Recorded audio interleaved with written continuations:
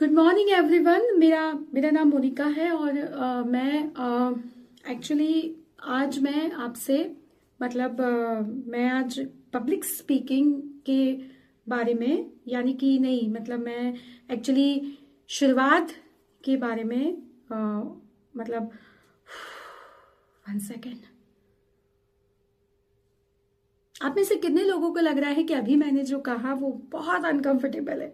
Exactly और यही होता है जब आपकी बोलने की शुरुआत की तैयारी नहीं होती। Let's restart this the right way. Good morning everyone. Before I begin let me put this in perspective. Her stage, her presentation, her conversation एक कंपटीशन होता है। ये कंपटीशन कंटेंट का नहीं होता, ये कंपटीशन अटेंशन का होता है। And in that competition your first line is your first weapon. Audience आपको पूरा सुनने का फैसला तो बहुत बाद में करती है, लेकिन आपको इग्नोर करने का फैसला वो पहले 5 या 10 सेकंड में कर लेती है। सो असल सवाल ये है कि क्या आप अच्छा बोलते हैं? नहीं, असल सवाल ये है कि क्या आप शुरुआत में ही अटेंशन अर्न कर पाते हैं। पब्लिक स्पीकिंग में सबसे बड़ी गलती जो लोग करते हैं वो यही कि वो शुरुआत में नर्वस हो जाते हैं। The biggest mistake, they don't design their opening. They assume कि बस बोलना शुरू कर दिया, फ्लो अपने आप आ जाएगा। लेकिन रियलिटी ये है कि फ्लो आपका तभी आता है जब आपकी जो शुरुआत है वो बिल्कुल क्लियर होती है, क्रिस्टल होती है। Opening is not an introduction, opening is structure, जहां आप अटेंशन कैप्चर करते हैं, लोगों का ध्यान आकर्षित करते हैं, रिलेवेंस क्रिएट करते हैं और लोगों को डायरेक्शन देते हैं कि उनको किस फ्लो में बहना है। अब ये 3 पॉइंट आपकी स्पीच में मिसिंग है तो फिर आपकी जो स्पीच है वो कंप्लीट नहीं होती। I am not here to teach you how to speak, I am here to teach you how to start. और आज मैं आपको 20 ऐसे पावरफुल तरीके सिखाने वाली हूं जिनसे आप अपनी स्पीच की बहुत धमाकेदार, बहुत अच्छी शुरुआत कर सकते हैं, बिल्कुल प्रोफेशनल तरीके से, बहुत इंपैक्टफुल तरीके से। तो लेट्स बिगिन।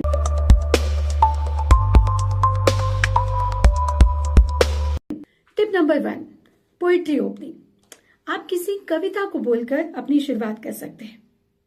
शब्द वही होते हैं लेकिन असर तब बदलना शुरू होता है जब शुरुआत सोच समझ कर की जाती है।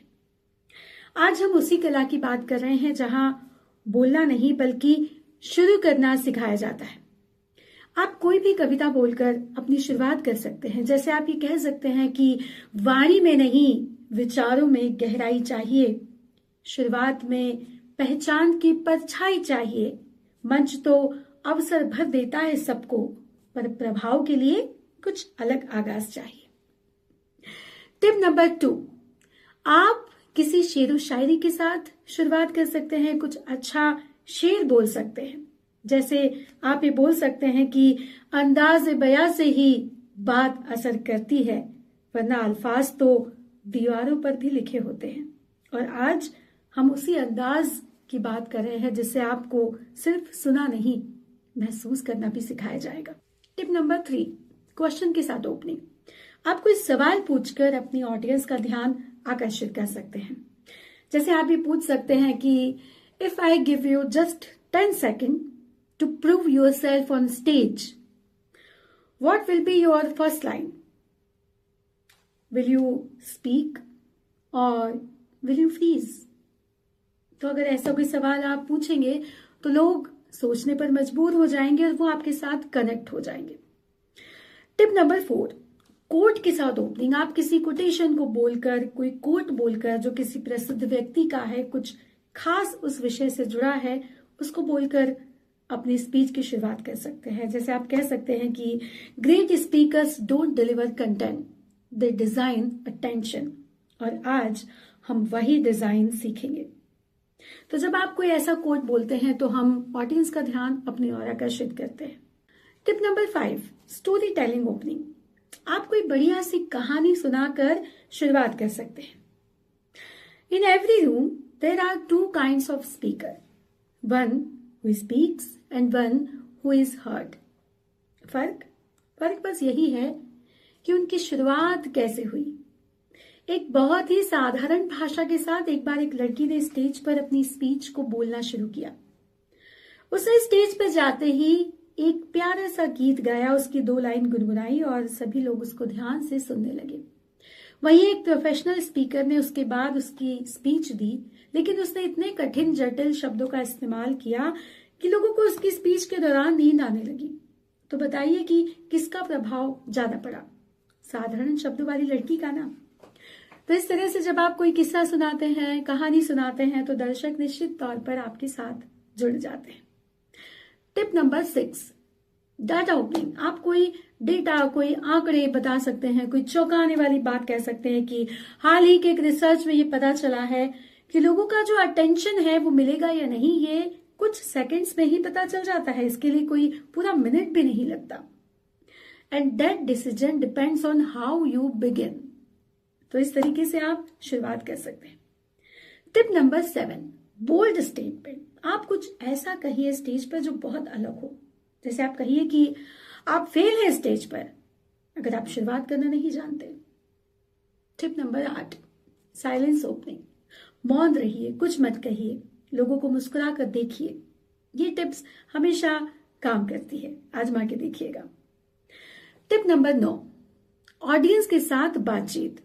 लोगों के पास या तो आप स्वयं चले जाइए या फिर स्टेज के साथ ही उनसे बात कीजिए। उन्हें पूछिए कि how many of you feel nervous before speaking on stage. जरा हाथ उठाकर बताइए मुझे। जैसे ही लोग अपना हाथ उठाते हैं ना, वो आपके साथ जुड़ जाते हैं। Tip number 10, puzzle opening. आप कोई पहेली पूछिए, लोगों से पूछिए कि जरा बताइए कि आप में से कितने लोग मंच पर जब कदम रखते हैं तो एक चीज है जो गायब हो जाती है। जरा सोचिए, बताइए कौन सी वो चीज है जो गायब हो जाती है? वो है कॉन्फिडेंस, आत्मविश्वास। और आज मैं आपको वही सिखाने आई हूं कि हम कॉन्फिडेंस या आत्मविश्वास कैसे गायब होने से बचा सकते हैं। Tip number 11, personal positioning. खुद की जर्नी बताएं। लोगों को इमोशनली आप खुद से जोड़ सकते हैं। जैसे आप ये कह सकते हैं कि ठीक 12 साल पहले मैं भी स्टेज के उस पार दर्शकों में कहीं बैठी होती थी और सोचती थी कि आखिर स्टेज पर ये लोग इतना लाजवाब बोलते कैसे हैं। बस वहीं से मेरा सफर शुरू हुआ। और जब आप ये कहानी सुनाते हैं तो लोग आपसे जुड़ जाते हैं। Tip number 12, contrast opening. आप फर्क दिखाकर शुरुआत कर सकते हैं। आप ये कह सकते हैं कि कुछ लोग बोलते हैं, कुछ लोग सुनते हैं, और कुछ लोग बोलते हैं और कुछ लोग चुप होकर सुनते हैं। कुछ लोग स्टेज पर आते हैं, कुछ लोग समय काटते हैं, लेकिन कुछ लोग जब स्टेज पर आते हैं तो वो असर छोड़ जाते हैं। फर्क शब्दों में नहीं होता, फर्क शुरुआत में होता है। तो जब इस तरह से कॉन्ट्रास्ट में आप बात करते हैं तो लोग आपको सुनना शुरू कर देते हैं। Tip number 13, myth versus reality. आप किसी गलत धारणा को तोड़कर शुरुआत कर सकते हैं। लोग कहते हैं कि कॉन्फिडेंट बनो, तभी आप अच्छा बोल पाओगे। लेकिन जानते हैं कि सच क्या है? सच ये है कि कॉन्फिडेंस पहले नहीं आता। कॉन्फिडेंस से पहले क्लैरिटी आती है। क्या आप बोलने वाले हैं, कैसे शुरू करने वाले हैं, ये आपको पता होता है। और जब आपकी शुरुआत क्लियर होती है तो जो कॉन्फिडेंस है वो अपने आप आ जाता है। तो आज मैं वही कॉन्फिडेंस और वही क्लैरिटी पर कैसे काम करें, यही सिखाने के लिए आपके बीच आई हूं। Tip number 14, visualisation. आप ऑडियंस को एक सीन इमेजिन करवा सकते हैं। आप शुरुआत कर सकते हैं कि जरा आंखें बंद करके सोचिए कि आप एक बड़े से मंच पर खड़े हैं, सामने सैकड़ों लोग बैठे हैं, सभी की नजरें आप पर हैं। और जैसे ही आप अपनी पहली लाइन बोलते हैं, पूरा हॉल शांत हो जाता है। कोई अपना मोबाइल नहीं देख रहा होता, कोई इधर उधर नहीं देख रहा होता। हर एक व्यक्ति सिर्फ आप ही को और आपकी आवाज को सुनने लगता है। यही वो स्किल्स है जो आज मैं आपको सिखाने वाली हूं कि शुरुआत कैसी हो जो लोगों को रोक ले। Tip number 15, clap opening. आप किसी साउंड के साथ अटेंशन ग्रैब कर सकते हैं, आप क्लैप कर सकते हैं स्टेज पर जाकर। इससे लोगों का ध्यान आपकी ओर आकर्षित होता है और लोग आपको सुनने पर मजबूर हो जाते हैं। तो इस तरीके से भी आप अपनी शुरुआत को कर सकते हैं, शॉर्ट, शार्प और इम्पैक्टफुल। क्योंकि जो ऑडियंस होती है ना, उनको कई बार हमें जगाना पड़ता है, वो खुद से अटेंटिव नहीं होती। जब हम इस तरीके की कोई हरकत करते हैं तो लोग जाग जाते हैं और आपको सुनने लगते हैं, आपकी तरफ देखने लगते हैं। Tip number 16, object opening. आप किसी ऑब्जेक्ट का यूज कर सकते हैं, आप क्यूरियोसिटी पैदा कर सकते हैं। जैसे आप अपने हाथ में एक पेन ले सकते हैं और अपने पेन को हाथ में लेके कह सकते हैं कि ये सिर्फ एक पेन नहीं है, मैं ये कहूं कि ये कुछ है, तो क्या आप उसे पेन की तरह देखेंगे या फिर आपके मन में सवाल आएगा कि मुझे पेन क्यों दिखा रही है? मैं आपसे ये कहूं कि ये पेन नहीं है, ये आपकी जिज्ञासा है, ये आपकी शुरुआत है, ये आपको पावरफुल बनाती है। तो जब इस तरीके से आप ऑडियंस को किसी और दिशा में लेके जाते हैं, कोई ऑब्जेक्ट दिखाते हैं, तो भी लोग आपको सुनने लगते हैं, आपकी तरफ उनका ध्यान आकर्षित होता है। Tip number 17, role play opening. ये बहुत इंटरेस्टिंग है। आप एक्टिंग करते हैं, आप कोई इंटरनल वॉइस दिखाते हैं जिसमें आप नहीं होते हैं, सिर्फ आवाज आती है कि रुकिए, सब देखेंगे, गलती हो जाएगी। ये आवाज आपके अंदर भी आती है ना? जब भी आप स्टेज पर जाने वाले होते हैं तो आपके अंदर से यही आवाज आती है, लेकिन हम आज इस आवाज को बदलने वाले हैं और ये बदलाव शुरू होगा आपकी पहली लाइन से। यहां से भी लोग आपको सुनने लगते हैं। Tip number 18, repetition technique.